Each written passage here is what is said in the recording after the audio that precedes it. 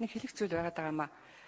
Тэгээ нөгөө хойноос орж ирсэн оюутан хүүхдийг бол эмчнэр маань их нарийн нягт асуумж авсан учраас бас хаанаас ирсэн, за сургууль дээр нь коронавирус гарсан, за өөрийнхнөөс хоолоо сэрвэнж байгаа гэдэг энэ асуумжуудыг аваад ганцаар ингийн тусгаарлсан. Тэгэхээр бидэнд бас харьцангуй эрсдэл бага байгаа юм. А тэгвэл ер нь цаашдаа маш болгоомжтой хянуур нямба байхгүй бол шинэ коронавирусын бодит аюул бидэнд байна. Одоо цаг агаар дулаарч байна, хүмүүс их тайвширч байна, сүүлийн үед маска зүүхэ болоод байна. Энэ халдвар төвчин судлалын үндэсний төвийн лаборатори эрхлэгч Дарма доктор надад хэлсэн юм аа. Энэ Францаас яагаад манай монголчууд халдвар авсангүй вэ?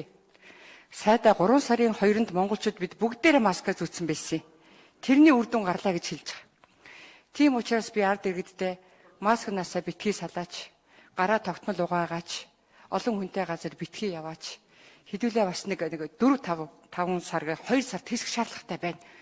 Эсбөгөөс бидэнд бол эрсдэл өнөөдрийг хүртэл байгаа учраас энэ маск зүүх чиглэлд бид бие биендээ шаардлага тавья. Гадуур дотор хүүхэд залуучууд маскгүй сэвэлзээ дахиад байна. Нэг нэгэнд нь шууд хэлж бай. Хүү минь чи маска зүү, найз минь чи маска зүү. Бид чи өөрийгөө бол намайг эрсдэлд оруулаад байна. Гэр орныхныгаа эрсдэлд оруулаад байна гэдэг ийм зүйлийг хэлэх хэрэгтэй байна.